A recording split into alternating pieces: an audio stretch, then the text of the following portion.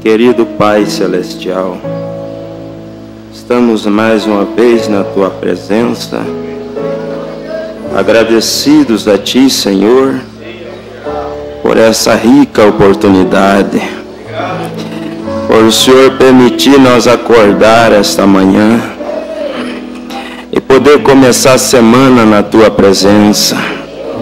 Esse é o primeiro dia, quando nos lembra a ressurreição, e sabemos que o Senhor vive e reina. Venha assumir o controle, Pai, e fale aos nossos corações por meio da Tua palavra. Perdoa todos os nossos pecados, as nossas falhas, e aceite, Senhor, o nosso louvor, a nossa gratidão por cada benefício que o Senhor tem nos feito por nós. É uma honra, meu Pai, poder estar na Tua presença. É uma honra, Senhor, poder ser chamado de Teu Filho. É um tão grande privilégio Te conhecer, Senhor, no poder da Sua ressurreição. Obrigado, meu Deus, em nome de Jesus. Amém. Bom dia, irmãos. Deus continue abençoando. Nós vamos ler a Bíblia, já que estamos em pé. Que Deus abençoe a cada visitante e a cada irmão que acompanha esse culto através da internet também. Eu quero ler em 1 Tessalonicenses, capítulo 5,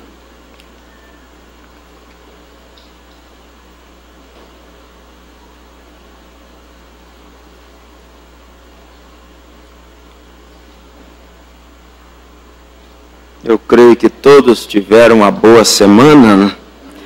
Então nós temos muito motivo para começar essa nova semana louvando e bendizendo o nome do Senhor. Estamos aqui para recarregar as nossas baterias espiritual para enfrentar os desafios dessa próxima semana. E se Deus é por nós, quem será contra nós? 1 Tessalonicenses 5, do 1 ao 7, diz: Mas, irmãos, acerca dos tempos e das estações, não necessitais de que se vos escreva, porque vós mesmos sabeis muito bem que o dia do Senhor virá como ladrão de noite.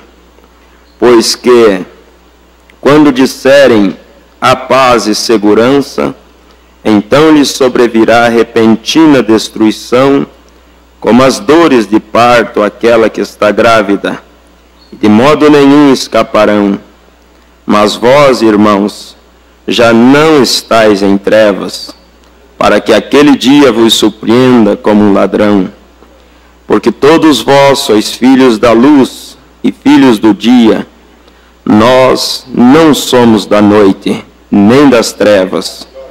Não durmamos, pois, como os demais, mas vigiemos e sejamos sóbrios. Porque os que dormem, dormem de noite, e os que se embebedam, embebedam-se de noite. Também 1 Tessalonicenses 4,16 diz: Porque o mesmo Senhor descerá do céu com alarido, e com voz de arcanjo, e com a trombeta de Deus, e os que morrerem em Cristo ressuscitarão primeiro.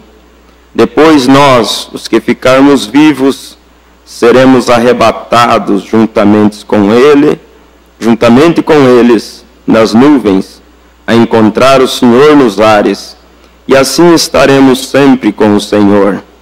Portanto, consolai-vos uns aos outros com estas palavras. Pai, abençoa, Senhor, a leitura que foi lida, que ela seja vivificada em nossos corações e que nós possa, Senhor, ter um bom tempo de meditação na Tua presença. Eu me rendo a Ti, Senhor, como um homem capacitado, mas confiado em Ti, Senhor. Em nome de Jesus. Amém. Podeis assentar, irmãos. Como título a essa mensagem, eu daria esse: prepara-te. Prepara-te. Em Isaías 38, no verso 1 ao 5, a Bíblia diz: naqueles dias, Ezequias adoeceu de uma enfermidade mortal, e veio a ele Isaías, filho de Amós, o profeta, e lhe disse: assim diz o Senhor, põe em ordem a tua casa, porque morrerás e não viverás. Então virou Ezequias o rosto para a parede e orou ao Senhor, e disse: ah, Senhor, lembra-te, peço de que andei diante de ti em verdade, com coração perfeito, e fiz o que era reto aos teus olhos. E chorou Ezequias muitíssimo. Então veio a palavra do Senhor a Isaías, dizendo: vai e dizes a Ezequias: assim diz o Senhor, o Deus de Davi teu pai, ouvi a tua oração e vi as tuas lágrimas. Eis que acrescentarei aos teus dias 15 anos. O profeta, ele usou essa escritura para pregar a mensagem: Deus não chama o homem a julgamento sem antes advertir. Com que intenção Deus adverte o homem? Com que propósito? A advertência vem para que cada ser humano se prepare. Se prepare para se encontrar com Deus em um desses dias. Porque nós não sabemos que dia se dará o arrebatamento, também não sabemos que dia vamos ser chamados dessa vida. E Deus não quer que nós se encontre com Ele despreparado. Ele quer que nós se encontre com Ele, mas preparado. E nessa mensagem, no parágrafo 28, o profeta diz assim: Deus não chama o homem a juízo sem antes ademoestá-lo. E nós vamos captar o fundo ou o fundamento disso aqui, neste texto, nesta noite. Deus ademoestando ao homem antes de trazê-lo à sua morte. Agora, cada um tem isto. Nós poderíamos dizer: bom, este indivíduo morreu sem uma ademoestação. Não. Deus nunca. Você não sabe o que havia no coração desse homem. Você não sabe o que tem acontecido em sua vida. Deus nunca traz a nenhum homem a sua morte sem antes avisar-lhe sobre isso, dizendo-lhe uma preparação. Deus é soberano. Ele bate ao coração de cada homem, dando-lhe a oportunidade de vir. Agora, ele pode fazer pouco caso e rejeitá-lo e sacudir a cabeça e distanciar-se dizendo: é simplesmente um sentimento estranho, passarei por alto. Porém, de todos os modos, era Deus falando-lhe. Então, aí diz: e Deus nunca traz juízo sobre a terra sem antes dar ao povo um aviso. Deus nunca faz nada sem declará-lo antes. E Ele dá às pessoas a oportunidade de escolher. E você pode fazer o correto ou o incorreto. Essa é sua, vejam, Deus nunca pode mudar a sua natureza. Seu programa nunca pode ser diferente de como foi no princípio, porque Ele é infinito. E seu programa e suas ideias são todas perfeitas. Portanto, se Ele o mudasse, isto mostraria que Ele havia aprendido mais. assim que, sendo infinito, ele não pode aprender mais. Sua primeira decisão é sempre perfeita e não há nada que possa mudá-la. Deus, antes que o homem fosse posto, tivesse alguma oportunidade de fazer algo incorreto, Deus o pôs na base, onde ele poderia aceitar ou recusar. Ele poderia receber ou não receber. Então, está em nós aceitar ou não aceitar. Agora, Deus não chama o homem a julgamento sem antes advertir. Eu quero mais ler aqui, irmãos, eu senti essa semana, esse assunto me importunou no coração, e eu não posso fugir desse sentimento. Eu quero mais ler essa mensagem, a repentina e secreta ida da igreja. Preparação, prepara-te, porque o dia e a hora ninguém sabe. Devemos viver preparados. Devemos, o profeta diz, trabalhar como se ele viesse daqui a 100 anos. Eu creio que hoje não podemos dizer mais isso. Mas viver como se ele estivesse a caminho. Viver como se ele estivesse para chegar a qualquer momento. E quando nós vivemos nessa expectativa, nós não temos medo de nada. Nós não importa se o barco afunda ou flutue, nós temos certo de Deus. Nós estamos preparados. E o profeta diz, é melhor, parágrafo 11, é melhor estar preparado. Eu preferiria ser um homem doente, preparado com o Senhor, do que ser um homem saudável, despreparado para ir com o Senhor. Mas seja o que for, Deus deseja que estejamos bem e preparados, alma e corpo, pois Ele perdoou todas as nossas iniquidades e curou todas as nossas enfermidades. Ele morreu por um propósito múltiplo. Então, eu pensei hoje neste assunto, súbita e secreta. Eu gosto disto. Deus as pessoas vivem hoje bem como viviam antes da vinda do Senhor Jesus, como se ele fosse enviar um exército de anjos para todos os jornais e por um ano ou mais anunciar isto nos jornais ao redor de todo o mundo, em todos os jornais, que em tal e tal data Jesus chegaria, e que isto seria transmitido no rádio, colocado nas televisões, em todos os lugares, exatamente o dia e a hora que ele estaria chegando. Agora, esta é a forma que as pessoas vivem hoje. Mas Deus disse em sua palavra que seria como um ladrão ao cair da noite. Se fosse como de outra maneira, as pessoas diriam como o mundo pensa hoje. Bem, ainda tem muito tempo, eu irei, isto será bem anunciado. Mas vejam, vocês, é anunciado, mas é um anúncio secreto. É somente para aqueles que estão desejando ouvir isto, para aqueles que estão almejando considerar isto e os quais amam ao Senhor. Eu penso agora sobre o que Paulo falou, quando ele disse, há uma coroa de justiça guardada para mim, a qual o Senhor, o justo juiz, me dará naquele dia. E então ele parou, vocês percebem? E disse, não somente a mim, mas a todos aqueles que amam a sua vinda. Se amarmos a sua vinda, é comum no mundo hoje as pessoas pensarem na vinda do Senhor como uma coisa horrível e assombrosa.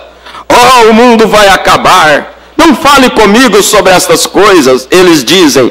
Eles não querem saber sobre estas coisas. Não se importam com isso. Somente com o dia presente. Mas aqueles que amam o Senhor, amam a sua vinda.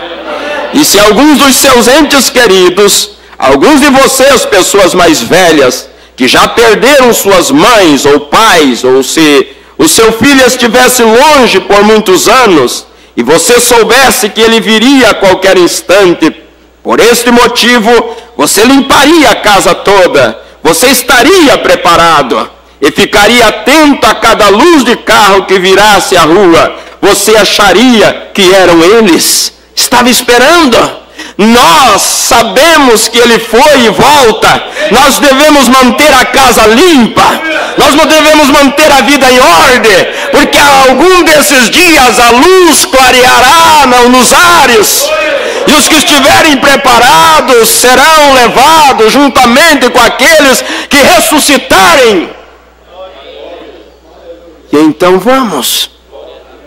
Agora, esta é a forma como a igreja deve estar esperando pela vinda do Senhor.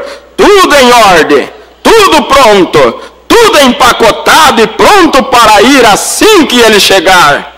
Porque isso será em um instante, em um piscar de olhos. Apenas tente cronometrar quanto tempo demora os seus olhos para piscar. É desta forma tão rápida que o rapto da igreja acontecerá. Vocês sabem, o inimigo sempre usa as táticas que o Senhor usa. Vocês sabem, quando ele viu que Deus teria uma igreja justa e as coisas que ele faria, o inimigo usou a mesma estratégia. Ele conquistou uma igreja, e ele conquistou um povo que é muito religioso, e eles são tão corretos nos seus passos como pessoas religiosas, porque ele sabe que a igreja de Cristo é deste mesmo jeito, e ele faz isto baseado numa vida militar. O inimigo, né? Eu estava lendo um artigo há algum tempo atrás sobre o ataque repentino em Pearl Harbor. Aquele não foi exatamente um ataque sem aviso. Eles já tinham sido advertidos que os japoneses iriam fazer aquilo. Mas a parte triste foi que eles ignoraram essa advertência. Eles tinham visto sinais. O exército japonês estava se reunindo, os grandes navios sendo carregados com munições, e a ameaça estava no ar. Eles estavam exatamente em linha para a invasão, mas eles ignoraram aquilo. É desta forma hoje com a igreja. A igreja está na linha de julgamento, mas eles estão ignorando a vinda do Senhor. Vocês não podem culpá-lo. Não podemos culpar a Deus. Deus está falando. Deus está nos avisando. Deus está trazendo mensagens para nos preparar para esse grande encontro. Dizem que quando isto se espalhou ao redor de Pearl Harbor, que os japoneses atacariam a qualquer momento, pois suas grandes frotas tinham sido colocadas nas águas do mar e estavam se movendo lentamente, mas constantemente em direção ao Pearl Harbor.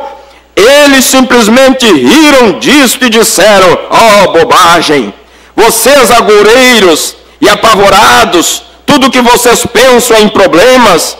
E bem na noite anterior, aquele grande ataque da manhã seguinte, houve um grande baile, ou foi dada uma grande festa ali mesmo em Pearl Harbor. E não importava o quanto eles tentassem avisar que os japoneses estavam chegando, eles ainda assim não teriam aceitado o aviso. Vamos olhar para eles por alguns instantes.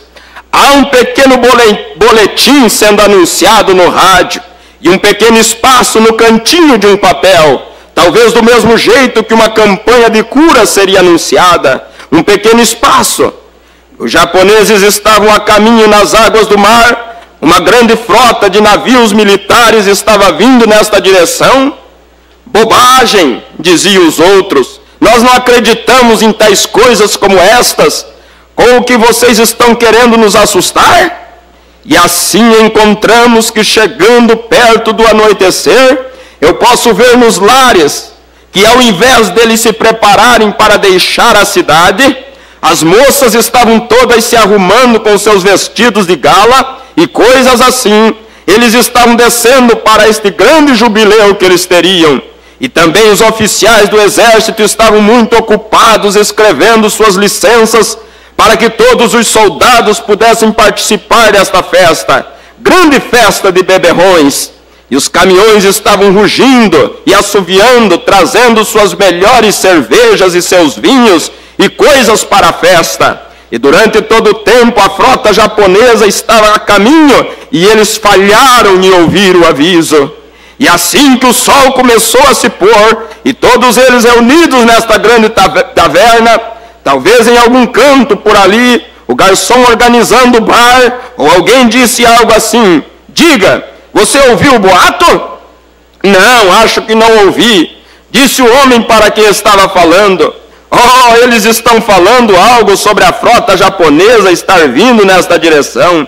Então alguma outra pessoa entra na conversa, e uma moça jovem e tola se joga por ali, ergue seus pés sobre a mesa do bar e diz: vocês, seus estraga-prazeres, não se tocam que estamos aqui para nos divertir e não para falar sobre guerra?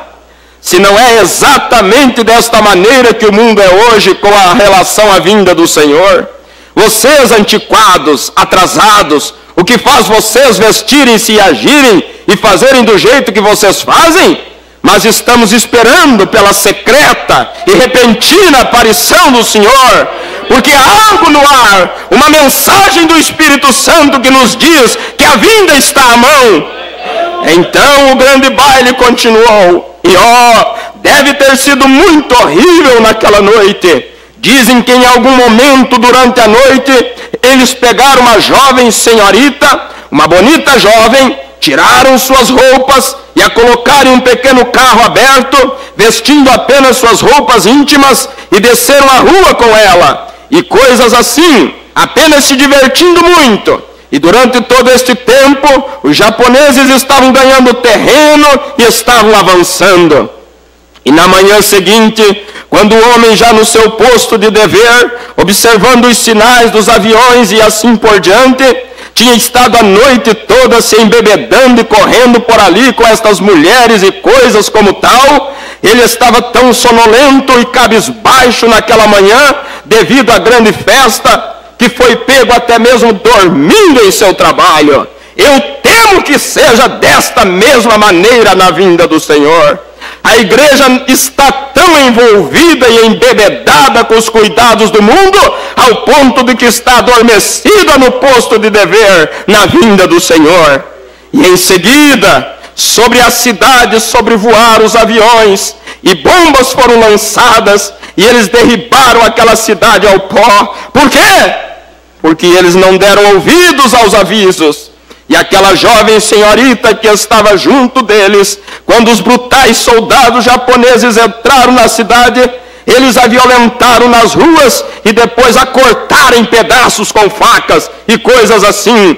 Por isso, se você não prestar atenção aos avisos, há somente uma coisa que lhe resta: o julgamento.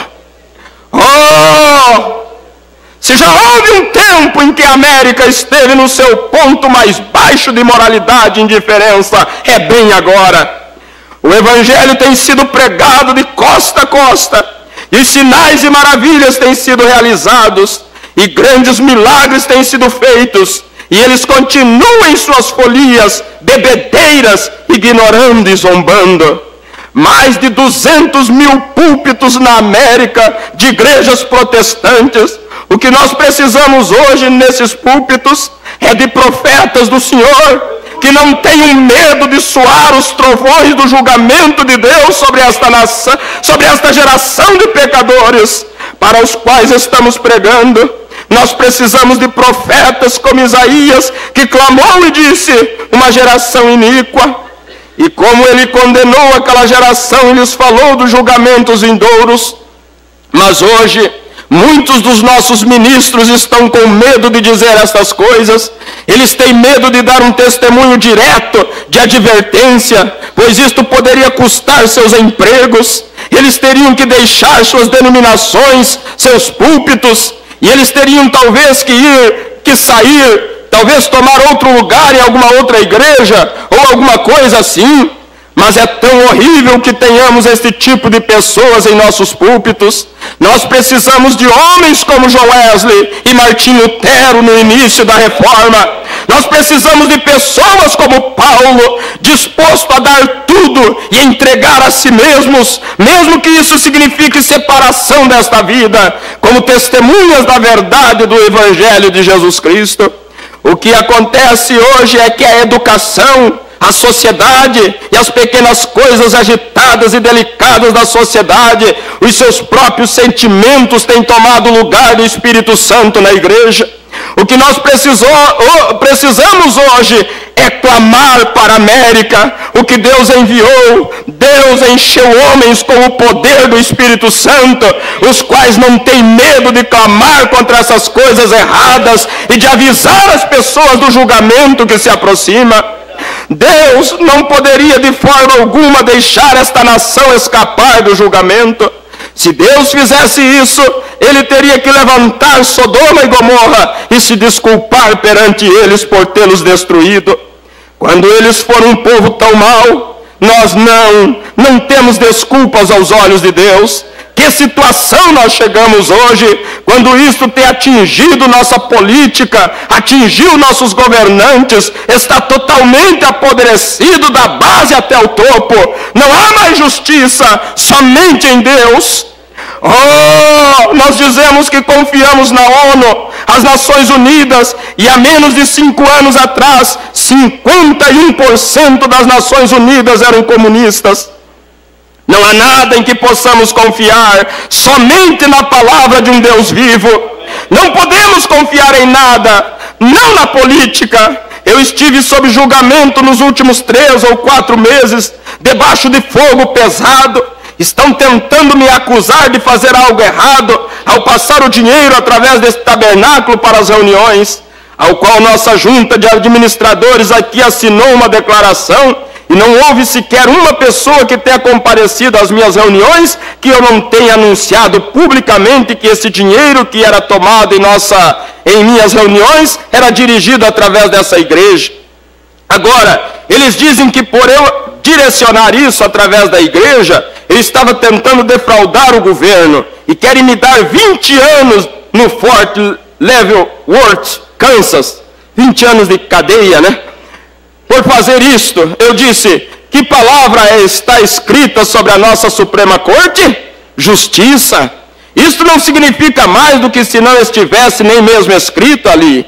Disse, tudo que o seu pessoal me disse para fazer eu fiz, e agora vocês vêm me dizer que eles não estão mais com o governo? Como vocês podem ver, você resolve uma situação e prova isto, então eles irão buscar alguma outra coisa. Não somente isto, eles são indecisos. Eu fiz esta declaração na Corte Federal. Eu disse, se o comunismo tivesse cristianismo nele, eu seria um comunista. Mas eu não posso ser, porque ele nega o cristianismo. Então eu tenho uma mão para me segurar. Esta é a imutável mão de Deus, sabendo que Ele respeitará a verdade e a honra, a justiça será feita. Mas como vocês sabem, não há esperança em lugar algum, somente na vinda do Senhor. Oh, que dia estamos vivendo, que tempo horrível, quando cada coisa física, até mesmo a própria igreja, as pessoas da igreja, as denominações, eles estão tão preocupados com as suas pequenas diferenças, ao ponto que eles nem mesmo querem ter companheirismo um com o outro, e não estão dando ouvidos à advertência de que a vinda do Senhor está à mão. Homens como Billy Graham, Jack Fuller, Oral Roberts e outros grandes evangelistas, Charles Fuller, o qual tem um alcance em todo o mundo, eles fazem tudo o que eles podem para advertir sobre a vinda do Senhor. Estes anciãos, estes homens que têm tentado fazer o correto, são os homens que nosso governo tem procurado cortar em pedaços. Eu disse para alguém, Senhor, 28 anos da minha vida eu tenho colocado sobre o altar de Deus, tentando fazer o certo, e eu quero que alguém olhe para mim, nos meus olhos, e diga se eu alguma vez tenho tirado algo de alguém, ou roubado alguma coisa em minha vida. Pela graça de Deus estou limpo, diz o profeta. Isto não significa nada para eles, não significa nada para o mundo, não mais que um estalar dos seus dedos. Você é culpado de qualquer forma. O governo querendo incriminá-lo, o profeta diz, você é culpado, e você é um ditador na sua igreja. Você estala seus dedos e a sua igreja faz o que você diz a eles para fazerem. Oh, eu disse, quão injusto pode ser o homem? Ele disse, Você deu presente às pessoas quando suas casas pegaram fogo. Aqui está seu cheque onde você doou centenas de dólares para viúvas, para elas pagarem seus aluguéis, e tem feito coisas assim. Disse, você vai até o conselho de administradores da sua igreja e lhes conta que você estava indo fazer tal coisa? Eu disse, não, Senhor. Por que você não o fez? Eu disse, o Senhor me disse em sua palavra, não deixe sua mão direita ou sua mão esquerda saber o que faz a mão direita. O juiz disse, então você está tentando advogar o seu caso pela Bíblia e nós estamos julgando você pela lei. Eu disse, qual é a lei suprema? A do homem ou a de Deus? Eu vou ficar com a lei de Deus. Apenas há alguns anos, 2 anos atrás, eu estava em férias, estava na minha viagem de volta, aqui em Indiana, o limite de velocidade é 65 milhas por hora durante o dia. E isto nas rodovias, nas autopistas, é 60 milhas por hora, à noite depois que o sol se põe. É assim no Kansas e Illinois, também no Colorado e em Idaho, como também em Wyoming. E na minha viagem de volta, depois de passar por montanhas de neve por muitos dias, em uma nevasca, eu tinha acabado de pegar um alce e eu estava voltando para casa para dá-lo aos meus amigos. Eu tinha que me apressar para tentar escapar da outra nevasca que estava bem atrás de mim, ou estaria em problemas outra vez, e a carne estaria arruinada, e eu atravessei o Wyoming, chegando a Nebraska, e eu tinha andado como que 30 milhas, 48 quilômetros, na rodovia, e de repente eu olhei para trás e eu vi as luzes vermelhas da polícia, e eu nunca fui preso em minha vida, então eu continuei. Eu olhei e eu estava andando a 60 milhas por hora, a aproximadamente 96 quilômetros, a uma distância de 30 ou 40 milhas de qualquer cidade. E eu apenas continuei pela rodovia, grande rodovia de 4 pistas. E eu confirmei 60 milhas por hora. E eu olhei para trás e ele continuava atrás de mim. E eu apenas observei e vi as sirenes vermelhas girando e eu pensei, bem, por que ele não ultrapassa? Ele tem bastante espaço. E eu fiquei esperando. E eu abaixei o meu vidro e eu ouvi a sirene. E eu pensei, eu vou encostar o mais rapidamente que eu possa. E ele estacionou e me parou. E eu saí do carro e pensei, talvez seja alguma mensagem que eu não tenha ouvido no rádio. Talvez alguma coisa em casa com minha esposa ou família. Eu saí do carro tão inocente quanto podia ser. Ele disse, eu acho que você quer saber o porquê parei você. Eu disse, sim, senhor. E ele disse, você estava desobedecendo as leis de velocidade. Disse, você sabe quão rápido você estava indo? Eu disse, sim, senhor. Eu disse, eu estava andando a 60 milhas por hora. Ele disse, está certo. Isto é contra a lei. Eu disse, não é 65? Não, senhor. Disse, é 55 aqui. Você estava 5 milhas acima do limite de velocidade. Oh, eu disse, me desculpe, eu não tinha intenção de... Disse, me dê sua carteira de motorista, apenas me mostre sua carteira. E eu tirei a carteira do meu bolso, e tão logo que ele viu a palavra reverendo, seus olhos encheram-se de fúria. Ele tirou sua caderneta e começou a escrever uma multa de 24 dólares e 50 centavos para mim. Eu disse, você vai me multar? Disse, você está certo, eu vou lhe dar uma multa. Bem, eu disse, senhor, está bem, mas eu não vi nada. Ele disse, tem uma placa bem ali na divisa entre os estados, você deveria ter visto. Eu disse, eu tenho passado por uns 4 montanhas de neve por 4 dias, e eu provavelmente não vi esta placa, senhor. E ele disse, está certo, você tem dinheiro contigo? Eu disse, apenas uns 12 dólares. Bem, ele disse, você ficará bem aqui até que você pague isto. Era por volta das 10 da noite ou 11. Eu disse, senhor, eu disse a ele o quanto eu estava errado e sobre a carne e assim por diante. Isto não significou nada para ele. Então eu tive que assinar uma declaração de boa-fé, garantindo que eu enviaria o dinheiro para eles. Quando eu cheguei à minha casa, eu escrevi para o juiz de uma cidadezinha, de um pequeno juizado para onde eu estava enviando isto. E eu disse a ele, senhor, eu tenho trabalhado por volta de 25 anos, neste tempo, 26 anos a serviço do Senhor, tentando converter criminosos para o Senhor Jesus, tentando proteger suas vidas como um oficial, tentando melhorar as comunidades em melhor lugar para se viver, um lugar decente para as famílias. Eu tenho colocado 20 e tantos anos nesse serviço e eu acabei cruzando os limites. Eu sinto que você deveria me perdoar por isso. Eu disse, mas seu policial não considerou isto de maneira nenhuma. Talvez ele esteja suposto a fazer isto e cumprir com seus deveres, mas eu estou lhe pedindo, por ser um juiz, não pelo dinheiro, é pelos princípios. É a primeira multa que eu tenho que pagar. E isso tem que vir do dinheiro que as pessoas me dão para eu viver para a igreja. Eu disse, se você for tão gentil em me perdoar por isto, eu seria muito grato. Todavia aqui segue o cheque autenticado para que saibas que está tudo certo. Irmãos, ele somente assinou o nome dele, o juiz, sobre esta carta, tratou deste assunto a sangue frio. Por quê? Por quê? E direcionou isto para uma polícia podre, cheia de preconceitos religiosos. Alguns deles nem sequer são condenados por assassinatos. Aí está. Deus não deixará a sua igreja permanecer por muito tempo debaixo de coisas como estas. O mundo está corrompido, e a política está corrompida, e a igreja está corrompida. O que nós precisamos fazer com relação a isto é que o povo temente a Deus se reúna e chame pelo nome do Senhor. É isso que o Tabernáculo Brana precisa fazer.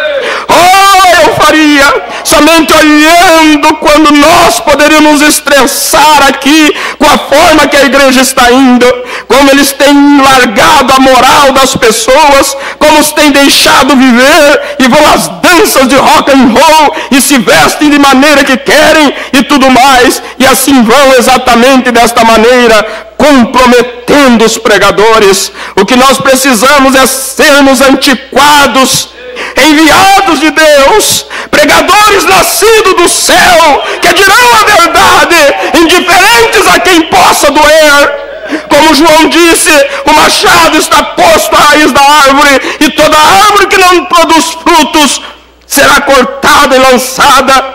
Toda árvore que não produz bons frutos será cortada e lançada no fogo. Nós precisamos de pregadores, profetas como os que irão a bombardear e usar os julgamentos de Deus como munições para destruir esta condição iníqua que estamos vivendo.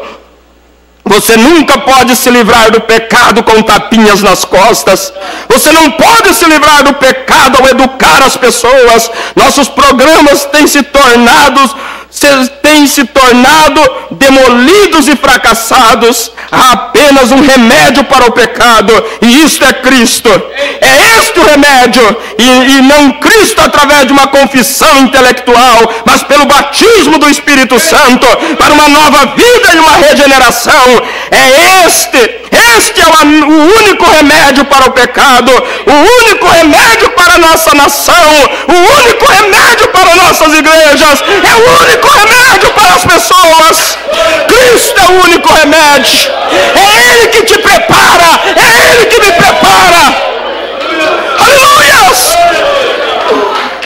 Louvado seja o nome do Senhor. Aleluias! Aqui, algum tempo atrás, eu acho que muitos de vocês que viajam têm visitado lá. Eu tenho ficado lá por muitas noites em minhas jornadas ao oeste, para onde eu tenho que ir na próxima semana e receber liberação do governo para ir. Eles estão me segurando aqui, onde, se eles quiserem me levar, eles podem me pegar bem aqui. Quer dizer, se quiserem me prender, vão me encontrar aqui, diz o profeta. Eu tenho que ir a algumas reuniões lá no oeste. E se for a vontade de Deus, eu devo passar em uma pequena cidade chamada West Memphis, Arkansas.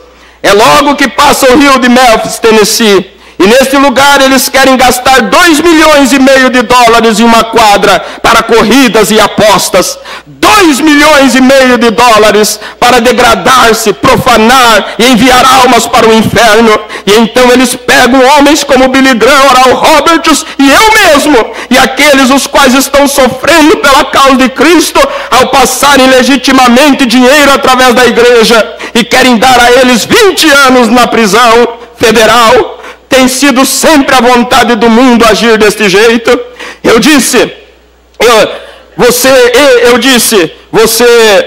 tenho irmãos que estiveram em prisões federais. Um deles disse, o advogado disse, você tem irmãos em prisão federal?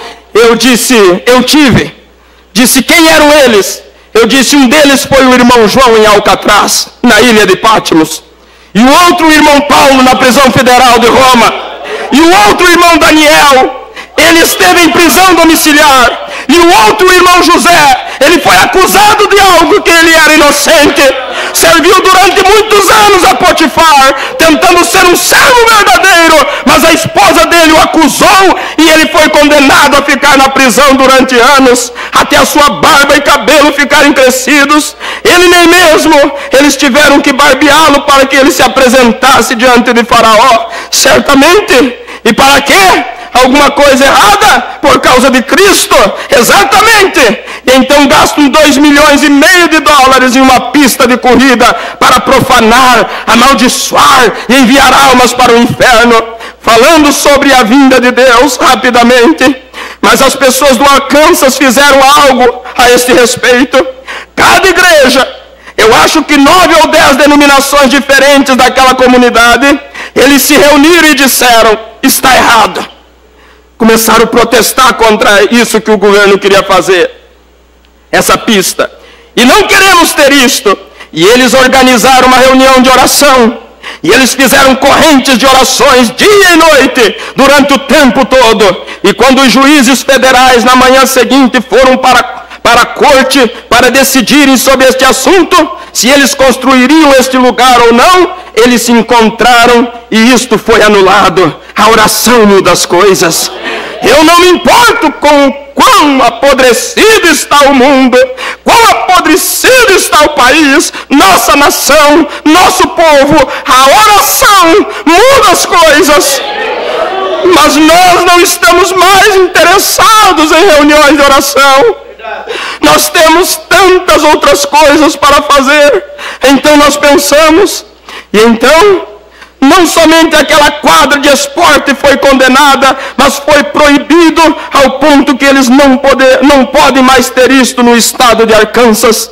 Não por muitos e muitos anos que estão pela frente. Por quê? Porque o povo que é chamado pelo seu nome se ajuntou e orou. Se você tem uma questão difícil, dobre seu joelho. O mais longe que nós podemos ir é cair sobre os nossos joelhos, e a oração muda o quadro. Aleluias! O que precisamos hoje é uma convocação juntos, uma preparação, não dependendo do pregador, mas vocês como indivíduos diante de Deus, fazendo com que você mesmo esteja preparado para a vinda do Senhor, para escapar de toda esta corrupção. Não importa do que eles te chamam e que atitude eles tomem, isto não muda Deus nem um pouquinho. Deus fará a mesma coisa. Ele está dependendo e esperando de nós. Oh, que coisa! Algumas pessoas dizem, bem, eu vou à igreja nos domingos de manhã, eu ouço o nosso pastor que é um bom pregador, está bem, eu aprecio isso em você, ou na América, no mundo, quem quer que seja, mas isto precisa mais do que boas mensagens vindas do púlpito. É preciso a sua vida, é preciso que você se apronte. Em Apocalipse, no capítulo 19, verso 7, a Bíblia diz que, falando sobre a noiva de Cristo, ela tem se aprontado, e você, como um membro desta noiva, você tem que se aprontar. Todo membro da noiva está preocupado com uma coisa, está pronto para esta grande hora. As virgens nécias estão despreocupadas, mas as virgens prudentes estão preocupadas em terem sua aquelas lâmpadas acesas, azeite na botija. Algum tempo atrás, um ministro estava pregando e tinha um homem que estava participando na igreja por um bom tempo. E ele veio naquela manhã até o altar e ele disse: pastor, eu gostaria de dar testemunho da minha rendição ao Senhor Jesus, a qual eu fiz ontem à noite. E o pastor disse: bem, eu certamente fico feliz em ouvir sobre isto, João, que você finalmente tenha decidido em vir e se entregar ao Senhor, porque nós não queremos ferir os teus sentimentos, mas sabemos que você tem sido muito perverso, e sabemos como você tem maltratado a sua família. Você gasta seu dinheiro em apostas, você bebe e vive uma vida horrível, e a sua família se foi. E isto alegra o meu coração nesta manhã, saber que você veio à frente agora e está pronto a se entregar para o Senhor Jesus, para se tornar uma pessoa diferente, para servir a Ele. E ele disse: obrigado, pastor. Ele disse: então o que foi? Eu quero lhe perguntar algo. Qual sermão que eu preguei? Ou qual texto eu usei? Ou qual hino foi cantado na igreja que fez com que você ficasse tão decidido a isto? E o homem olhou para o pastor com lágrimas rolando em sua face. Ele disse: pastor, não foi nenhum dos seus sermões, por melhores que eles fossem, não foi nenhum coral cantando ou louvores especiais, embora eles sejam muito bons. Ele disse: então você contaria para esta igreja o porquê você tomou esta decisão? Ele disse: eu trabalho com um homem que é um cristão, e eu tenho dito de tudo para ele. Eu o tenho chamado de santo rolador, eu o chamei de fanático religioso e tudo mais, e isso não o incomodou nem um pouco, mas ele viveu um tipo de vida que finalmente em meu coração, de todo o meu coração, ele tinha chegado a um nível que me fez desejar ser como aquele homem. E esta é a razão pela qual eu pedi a ele que me guiasse para Cristo. Eu queria o Cristo que ele serve. Vejam vocês, Deus trabalha através do pastor para preparar sua igreja. Ele opera através dos louvores para preparar sua igreja. Ele trabalha através de você para preparar a sua igreja. E se o seu pastor falhasse e continuasse falhando, você procuraria outro pastor para você e faria isso rapidamente. Se o coral não cantasse certo, ou se os solos não estivessem de acordo, você diria para o diretor, para a pessoa responsável pela música: não deixe mais eles cantarem, eles fazem eu me sentir nervoso ao cantar. Mas e quanto a você como indivíduo? Como você falha em sua vida diária? Como você reconcilia-se com Deus? O que Deus diz para você ser é uma luz brilhando sobre um monte. Ninguém pode passar naquele caminho, passar no seu caminho, sem saber sobre Jesus. Que tipo de vida você vive? Um desses tipos de vida avarento, ofensivo, provocativo e indiferente? Ou você pode falar de paz e do amor que você encontrou em Cristo? Ela tem se aprontado, falando da noiva, ela tem se aprontado. Eu estava lhe mostrando a maldade e o tempo não daria. O tempo me impede de percorrer através das eras e mostrar o que acontece todas as vezes, como foi na Babilônia na noite das algazarras, das danças, das bebedeiras e coisas assim. E tem sido assim no decorrer das eras. Em cada era Deus tem trovejado com seus profetas e sinais e maravilhas, condenando a coisa que está bem no meio, com toda a popularidade e se posicionando sozinhos por Deus. Não somente isso, mas... e se falássemos sobre o tempo do pequeno Estevão, não era um profeta, não era um pastor, somente um membro do corpo de Cristo.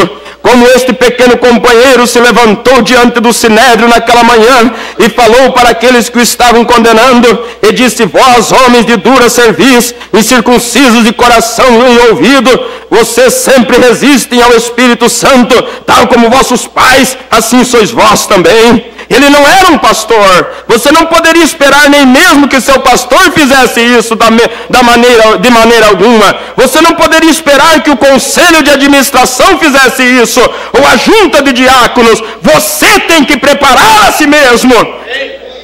É um assunto individual. E lembre-se que a sua vinda é tão repentina que a igreja subirá em um piscar de olhos. E nós vemos o pecado em cada canto e a pendente ira encouraçada do juízo de Deus. Como escaparemos a isto? Sinais estão aparecendo, Jesus está voltando e grandes maravilhas estão sendo realizadas. Cada sinal está apontando em direção à sua vinda em breve, e isto acontecerá em um momento como estamos nesta manhã, enquanto fazemos o inventário de nós mesmos, enquanto falamos neste momento, o Senhor Jesus estivesse descendo, enquanto falamos neste momento, o Senhor Jesus estivesse descendo dos céus nesta manhã com alarido e trombeta de Deus, estaríamos nós prontos? A igreja como um corpo? Nós seríamos encontrados prontos como indivíduos para nos reunir com aqueles que fossem levantados dos mortos, os quais provaram que estavam prontos? Não importa se estamos prontos ou não, o Senhor Jesus virá do mesmo jeito na hora definida. Nós temos que estar prontos e temos que fazer isso agora. Não é tempo para esperar, nós temos que remir o tempo e estar preparados. Há algum tempo atrás, somente uma história antes de finalizarmos, isto me marcou tanto quando eu ouvi isto há muitos anos atrás. Esta vinda secreta do Senhor, repentina e secreta ida da igreja. Observe, haverá dois no campo, eu levarei um e deixarei o outro. Haverá dois em uma cama, um será levado e o outro será deixado, mostrando que a vinda do Senhor não será somente um determinado lugar, mas será universal. Um estará no campo trabalhando durante o dia, o outro estará na cama dormindo do outro lado do mundo. O rapto será universal e virá com o alarido, com a voz de arcanjo e com a trombeta de Deus. E os mortos em Cristo ressuscitarão, e ela será tomada secretamente. Oh, eu amo isto! O grande noivo vindo, a noiva que tem se preparado, esperando pelo momento secreto, o qual nem mesmo ela sabe, mas ela está preparada, vestida e esperando por isto. Vemos as placas de sinalização no mundo que nos mostram que ela está pronta para o juízo. Vemos os sinais e maravilhas na igreja, grandes coisas tomando lugar. Que tipo de pessoas nós deveríamos ser? Prontos neste momento, pois não sabemos quando ele chegará. Portanto, estáis vós prontos, pois não sabeis que minuto ou que hora o seu Senhor virá. Esteja pronto, pois você não poderá preparar-se depois, porque ele disse que você não poderia. Quantos de vocês, talvez todos, têm lido sobre as virgens? Algumas eram sábias e as outras eram tolas. Virgem significa pureza. Elas eram todas boas pessoas. Cada uma das virgens, vasos santificados de Deus. Mas aquelas que tinham óleo em suas lâmpadas entraram, e as outras foram deixadas para fora. Elas eram todas virgens, cada uma delas, pessoas às quais você não poderia apontar nada de errado. Todas elas criam na vinda do Senhor, elas estavam prontas para encontrá-lo, mas algumas delas deixaram o óleo acabar. Aí o profeta diz: não deixe que este seja o seu caso. Mantenha a sua lâmpada com óleo. O óleo é o Espírito Santo. O óleo é o Espírito Santo. Nunca deixe isso se esvaziar em você. Quando você sentir o seu amor indo-se, sua sinceridade indo-se, quando você sentir o seu amor indo-se, sua sinceridade para com Cristo, a causa, rapidamente vá até Ele, para quem tem a fonte de óleo, e compre para você o enchimento do Espírito Santo.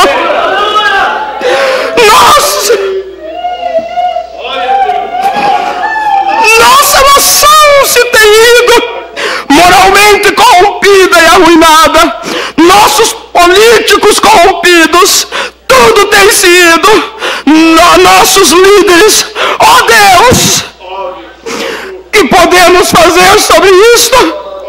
Você pode pôr um homem bom lá dentro, ele sai de lá um trapaceiro. Há somente um que podemos trazer agora. Este é o Senhor Jesus.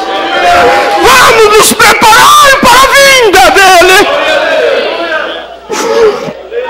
Oh Deus bendito.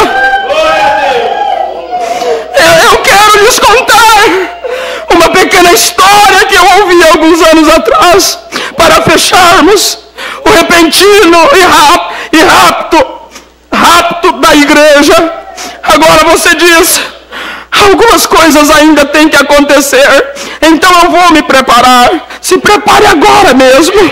Eu acabei de lhes contar sobre Pearl Harbor e muitos outros lugares que se recusaram a ouvir o aviso. Eles se recusaram a ouvi-lo.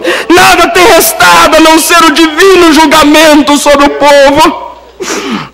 Agora, todos que não forem com Cristo estarão debaixo da ira do julgamento divino de Deus. Por favor, não deixe isto acontecer contigo, diz o irmão Brana. Não importa no que o tabernáculo Brana venha se tornar. Não deixe isto acontecer contigo. A salvação é individual. Não importa o que aconteça com seu irmão ao lado. Diga, eu que preciso me preparar. Eu que preciso estar pronto. Se tua esposa não quer nada, faça você. Se teu marido não quer nada, se prepare você. Se teus filhos não querem nada, se prepare você. É eu que quero ir embora, não é outro, é eu.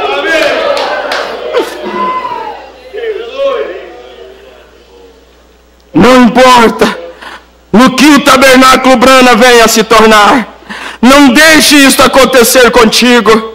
Seja você um servo de Cristo. Não importa o que a igreja no mundo faça, seja você um servo de Cristo. Não depende do tabernáculo Brana, nem mesmo depende de alguma outra igreja. É uma decisão sua como indivíduo, estar preparado na vinda do Senhor. Você tem que estar preparado. Eu tenho que estar preparado. Eu cuido dos meus próprios passos. É sua responsabilidade cuidar dos seus passos. Eu cuido do que é meu e você cuida do que é seu. Guarda o que tu tem, para que ninguém tome a tua coroa. Guarde o que tu tem, guarde este azeite e reabasteça. Põe mais nesse tanque do teu coração. Você tem que estar, você tem que preparar as suas vestimentas. Havia um grande fazendeiro e ele era dono de um gigantesco rancho na região norte, em uma parte do Colorado, próximo das regiões montanhosas. Como todos vocês sabem, eu trabalhei em fazendas por um período da minha vida, cavalgando e coisas assim. Um dos meus chamados para Deus foi bem em cima de um par de esporas no velho Texas, com um rifle descansando sobre a sela e uma pistola no meu lado. Quando eu ouvia aquelas árvores soprando, soava como uma voz que dizia: Adão, onde estás? Assim que eu olhei em direção às estrelas, eu ouvi o velho Slim, um velho cowboy do Texas, soprando em um pente envolto em um pedaço de papel. E esse velho Slim estava tocando essa canção lá na cruz onde o meu Salvador morreu. Ali, por ter limpado os meus pecados, eu chorei. Ali em meu coração o sangue foi aplicado. Glória ao seu nome. Eu puxei o cobertor sobre o meu rosto e tentando me esconder, porque Deus estava olhando para baixo ali naquelas colinas. Foi em uma daquelas fazendas de onde as grandes companhias compram seus gados. Eles conduzem o gado até as montanhas e então os trazem de volta. Depois que os bezerros nascem no outono do ano, depois os marcam e vendem algumas cabeças do antigo rebanho e alguns novilhos e assim por diante. E vão crescendo nisto, aumentando seus grandes rebanhos de gado. E nesta certa fazenda, o proprietário ou responsável por cuidar do lugar, o qual nós chamamos de superintendente ou capataz, ele tinha cerca de cerca de 5 filhas. Todas elas eram lindas mulheres, jovens, solteiras. E lá havia uma pequena mocinha que era prima dessas moças. Seu pai e sua mãe, ambos tinham falecido, e a trouxeram para aquele lugar para morar com seu tio. E aquelas moças, as quais eram daquele tipo extravagantes, com seus vestidos de franjinhas, eram daquele tipo, vocês sabem, e somente usavam esta jovenzinha e a tratavam como se ela fosse algum animal. Todo o trabalho duro estava sobre ela. Ela lavava as louças, limpava a casa, arrumava as camas. Ela tinha que fazer tudo. E elas ficavam por ali lixando suas unhas e manicure, coisas nos seus lábios, todas engomadinhas, vocês sabem, cheias de luxo. E elas fizeram tudo isso. E especialmente quando ouviram que de Chicago, da grande companhia, que era dona de tudo, o filho do dono, que era jovem e solteiro, estava vindo visitar a fazenda. Oh, elas se exibiram em suas melhores roupas. Oh, como elas se vestiram e se aprontaram para a sua vinda. E todas as noites a conversa era sobre como elas conquistariam este jovem rapaz e se casariam com ele. E então elas seriam as donas da fazenda, pois o filho era herdeiro de tudo. Assim elas se aprontaram, e então, vejam vocês, há uma preparação a ser feita. Você tenta se aprontar ao se unir a uma igreja, ou alguma coisa assim. Isto não é nem de perto o que é requerido. Você tem que ter óleo em sua lâmpada. Somente estão vestindo-se, dizendo: oh, nós construiremos uma grande igreja, nós pertencemos a uma denominação melhor, nós daremos a eles um órgão de tubo para o Senhor, nós teremos assentos estofados. Não é isto que Deus requer. Justiça é o que Deus requer de seu Filho Jesus Cristo. Esta é a vestimenta, pois a Bíblia diz: as vestes brancas com que ela está adornada é a justiça dos santos. Então aquelas moças acharam que se aprontariam para a chegada daquele jovem rapaz, certamente aquela pobre priminha. Isto me faz lembrar de uma parábola em algum lugar, você apreciaria. Ela era uma mulher bonita, mas ela era uma moça muito boa, mas ela não era nem mesmo considerada como uma parente entre eles. Agora é um quadro muito semelhante às igrejas real hoje, diante das denominações. Não é nem mesmo considerada, é um grupo de interdenominacionais, um grupo de exilados. E então aquela pequena companheira somente continuou trabalhando. E quando o jovem rapaz chegou, elas não sabiam, mas ele tinha vindo à procura de uma esposa, e ele estava cheio e cansado daquelas moças da cidade, as quais ficavam todas enfeitadas, e vocês sabem, de conversinhas nos bares e dirigindo por aí em Cadillacs e coisas. Ele estava cansado e cheio disto. Ele pensou: eu vou ir para o oeste, buscarei para mim uma moça de verdade, uma que será uma verdadeira mãe para meus filhos, e não alguém que vai ficar de companheirismozinho em todos esses círculos de costura e na sociedade, coisas assim, mas será uma verdadeira mãe. O que ele encontrou quando ele chegou lá, se não a mesma coisa que ele tinha desprezado em Chicago. Eu fico imaginando se o Senhor Jesus só encontrará somente uma igreja, uma denominação, somente de nome, uma igreja sem óleo nas lamparinas, despreparada para ir. Eles têm roupas elegantes, eles têm as maiores igrejas, o maior disto e daquilo, mas Deus não quer isto. Ele quer você como um indivíduo. Eles podem ter os melhores pastores, eles podem ter os mais finos diáconos, mas Ele quer que você tenha óleo. Ele está voltando para levar o óleo e a noiva embora. E conforme esta jovem olhava para elas, mais ele ficava desanimado. E aí naquela noite, eles tinham algo preparado para a agenda do dia. Naqueles dias, isto ocorreu há muito tempo atrás, eles chamavam de Charleston. Era algo parecido com o rock and roll, e eles estavam indo para uma daquelas grandes festas. Muitos de vocês lembram-se daquela velha dança chamada Charleston. Eles a inventaram quando eu era uma criança, quando eu estava lá fora, e todos eles usavam roupa preta e branca. Vocês sabem, eu era chamado de Charleston e Black Bottom. Era deste jeito que eles me chamavam. Eles usavam as roupas com 2 tons, e eles estavam indo para uma destas danças. Mas este jovem estava cansado e esgotado com aquelas coisas, e ele estava buscando por uma moça de verdade. Então, ele saiu de fininho da festa, e ele a estava observando, e ele tinha ido para lá para observá-la. Tem um outro filho que eu conheço, um outro filho com F maiúsculo, que vai vir para a sua igreja. Ele virá, o Filho de Deus, ele virá, ele olhará em volta e ele verá seus vestidos muito finos, ele saberá que você é um bom membro, mas ele está buscando por algo diferente, mais do que simplesmente uma igreja regular, seguindo tendências. Então, conforme ele olhava em volta, depois de um tempo, ele ficou muito desapontado, ele saiu para fora daquele lugar e voltando, andando sob a luz da lua, indo para a casa principal, ele ouviu alguém como que sussurrando, e ele olhou em volta, e ali ia esta jovenzinha com uma grande bacia de louça, tarde da noite, pés descalços, indo jogar a água da louça fora, e assim que ele a viu, alguma outra coisa disse: é ela, é esta.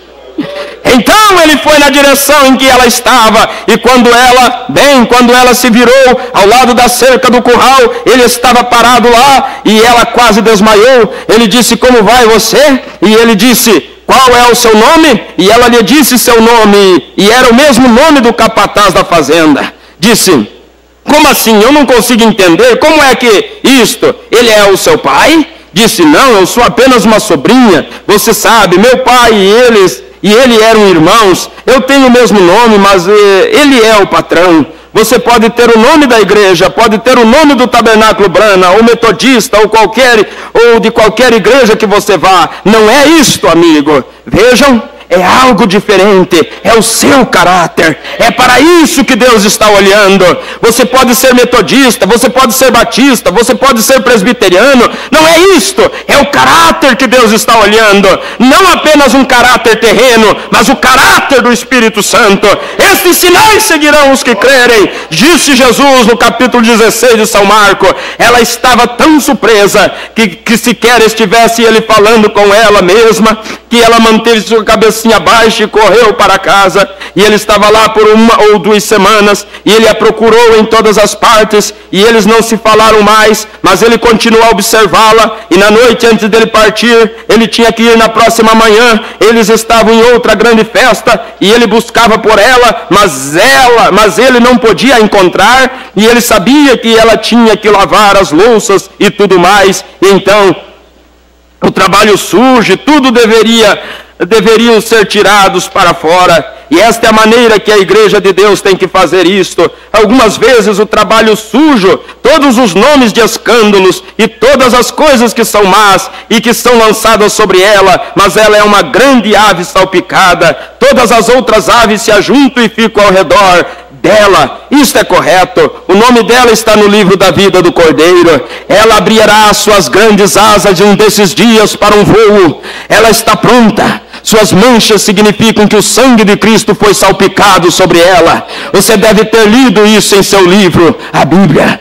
E este rapaz se deparou com esta mocinha saindo para fora naquela noite. Ele disse: eu tenho observado você. Ninguém sabe sobre isso como somente eu. Ele disse: eu tenho vindo para este lugar à procura de uma esposa, e de todas que tenho conhecido, você é a que preenche os requisitos. Como será que ela se sentiu, o grande filho do dono pedindo para ela agora, se ela se tornaria sua esposa? Apenas imagine como deve ter se sentido aquelas jovens quando olharam pela janela e viram de mãos dadas com aquela priminha desprezada, o homem que elas tentaram conquistar de todos os jeitos, com seus grandes e elegantes vestidos, com babados e coisas assim. Ele disse: você se casaria comigo?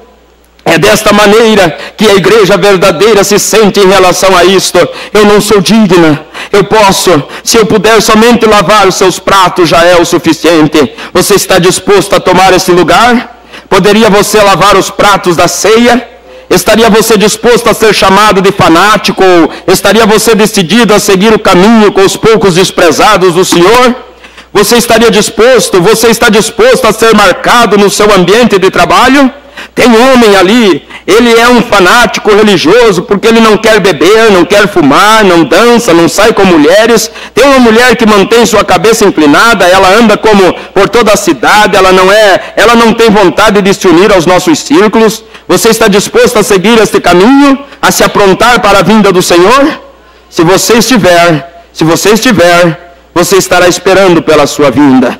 Você se alegrará na sua vinda. Isto não será algo terrível, este será o momento mais gracioso no qual você possa pensar a vinda do Senhor.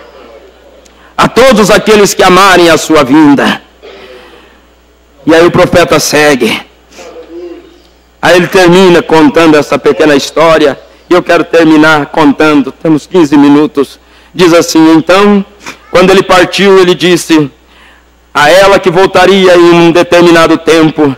Quando você começar a ver, era no inverno, quando você começar a ver aquelas árvores começando a brotar, aquela algoboreira, as coisas começando numa nova vida, disse: então eu estarei de volta no tempo da primavera. E eu entendo, eu não poderia dizer se foi bem assim, mas a moça deveria ganhar por volta de $1,75 por semana de trabalho. Mas ela economizou cada centavo disso, porque ela estava se aprontando para o casamento que haveria. Ela estava guardando dinheiro para o seu vestido de casamento, pois tinha dito: nós nos casaremos bem aqui na fazenda, quando voltar novamente. Ela guardou dinheiro durante o ano todo, ela estava feliz, ela não se importava se tinha que lavar os pratos, ela não se importava em passar as roupas ou varrer o pátio ao redor do casarão, ou o que tivesse que fazer. Ela estava noiva do patrão da fazenda. Porque nós, cristãos verdadeiros, nos importamos com o que o mundo diz, porque nos importamos se somos desprezados ou rejeitados. Bem-aventurados são os mansos, pois eles herdarão a terra. O filho do patrão está voltando um dia desses, e nós vamos para a ceia do casamento. Que diferença faz para nós se nós amamos a sua vinda?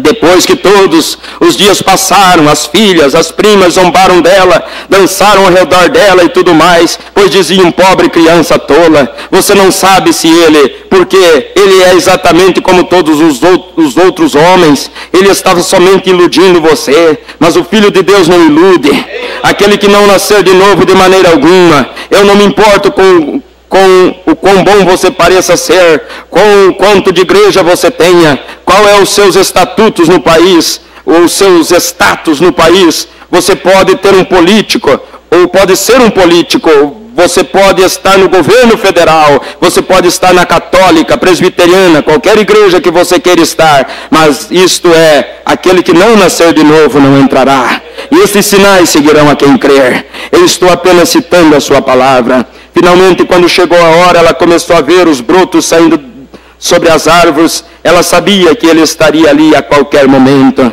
E ele disse: eu tentarei chegar bem ao entardecer. Assim nós podemos nos casar e sair ligeiramente. Cada anoitecer, no pôr do sol, era quando ela ia e ficava e se aprontava, colocava o seu vestido de noiva e esperava no portão. E estas primas vinham e riam, zombavam dela e diziam: ó, pobre criança tola e ignorante, pensa que o homem que é dono ou é o presidente da companhia, você acha que o filho dele se casaria com uma lavadora de louças? Ele estava buscando virtude, não roupas. Ele tinha todo o dinheiro para comprar quantas roupas fossem necessárias. Deus não se importa com grandes quantas coisas chiques você tem. Ele é dono de tudo no mundo. Então ele quer virtudes, ele quer algo que seja real. E assim, finalmente, em um entardecer, enquanto ela estava parada lá, e elas estavam rindo e zombando dela, o quanto ela era tola, e de repente todas elas juntas ouviram um tropel. O que aconteceu? Do outro lado da colina vem uma carruagem.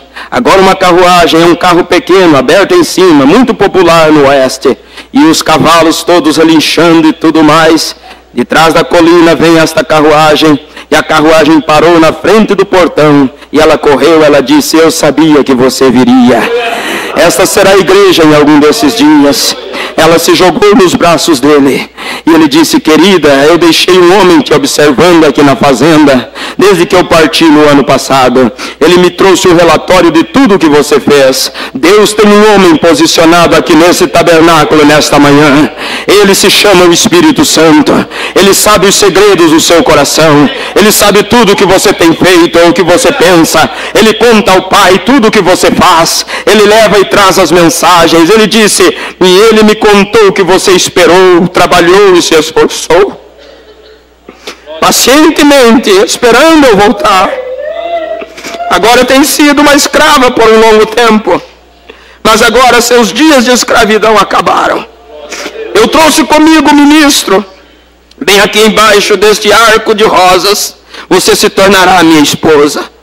Ele a beijou e colocou a aliança de casamento no seu dedo, e a tomou, colocou-a na carruagem, com os seus braços sobre ela, e dirigiu em direção a este novo e grande palácio em Outer Drive, em Chicago, lugar selecionado da nação, onde ela poderia viver como uma noiva, porque ela estava pronta, ela tinha vivido e sido o tipo de mulher que ele queria. Tudo isso aconteceu em uma fração de um momento, e esta repentina, secreta vinda do Senhor.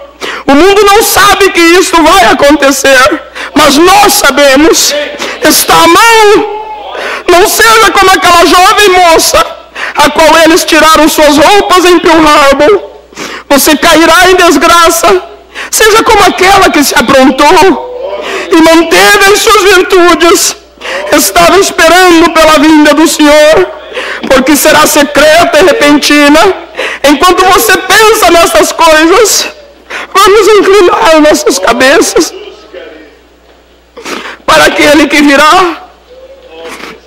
Somente um pouquinho antes de falarmos com ele, cada homem em sua própria maneira, cada mulher, cada moço ou moça, enquanto eu estou falando com ele, sabendo que o seu agente secreto, aquele que você não pode ver com seus olhos, pois ele é um agente secreto, abençoado, Espírito Santo está nesse lugar. Você pode senti-lo ele agora aí nesse lugar.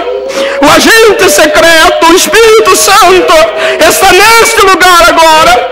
Você, quando chegar diante dele, dizer que você deseja estar preparado. Você deseja dizer a ele que você deseja estar preparado. Se você gostaria, levantariam vocês as suas mãos para ele. O Senhor lhes abençoe. Eu acho que praticamente todas as mãos aqui no edifício, a minha também. Eu quero que tu, Espírito Santo, diga ao Pai que olhe para mim. Eu estou tomando o caminho junto com o seu povo desprezado. Como eu quero ir, eu quero estar pronto, eu quero estar pronto bem agora, porque talvez ele possa vir antes que esse culto acabe. Nações estão quebrando, Israel está acordando, os sinais que os profetas predisseram, os dias dos gentios estão contados, e com horrores acumulados, ó dispersos, voltem aos seus lugares. O dia da redenção se aproxima, o coração dos homens desfalecendo de temor. Sejam cheios com o Espírito de Deus, suas lâmpadas limpas e adornadas. Olhai para cima, olhai, igreja, para cima. A sua redenção se aproxima. A sua redenção se aproxima. Querido Deus e Pai, tenho falado aquilo que o Senhor colocou no meu coração. É uma advertência solene e clara a cada coração aqui esta manhã. Tu tens, Senhor Deus, chamado a minha atenção para esta mensagem, e o desejo da minha alma é estar preparado. O desejo da minha alma é estar pronto quando esta grande hora chegar. Será uma vinda secreta e súbita, Pai. Por favor, quando este momento chegar, que não fique nenhum banco ocupado aqui nesta igreja, que todos os que aqui congregam sejam raptados, Senhor. Que nós não venha ignorar os avisos, Pai, que nós não venha ser tolo como aquela jovenzinha de Pearl Harbor, mas que nós possamos prestar a devida atenção aos avisos deste mensageiro que grita em nossos ouvidos. Apronta-te, prepara-te, ó igreja, que o noivo em breve vem. Oh, que aquele que ainda não decidiu por Cristo, seja aqui neste edifício, através da internet, que ele possa fazer a sua decisão ainda hoje, que ele possa abrir o seu coração, levantar a sua mão e dizer: ó bendito Espírito Santo, diga ao Pai para que me prepare. Eu quero estar preparado. Perdoe nossas negligências, Senhor, e abençoe os corações desta manhã. e ajuda que tenhamos o restante desse dia debaixo da tua bendita presença. Traga-nos de volta à noite, Pai, para mais um culto, e que a tua glória seja conhecida pelos teus filhos. Vista, Senhor, e que o Senhor possa tocar os corações. Eu lhe peço humildemente, no nome de Jesus Cristo, se porventura aqui entrou alguém doente, que saia curado, atribulado, que saia liberto, Pai, no nome de Jesus Cristo. Que esse agente secreto que está aqui nesta manhã possa tocar a cada coração, em nome de Jesus. Aleluias, aleluias. Você não gostaria de levantar as mãos e agradecer a Deus? Diga muito obrigado. Obrigado por eu ser parte desta noiva. Obrigado pela mensagem que o Senhor tem enviado. Obrigado por estar congregado na palavra do Senhor. Aleluias. Deus os abençoe. Deus os guarde. Deus os leve em paz até a tarde, se assim Deus permitir. Deus os abençoe.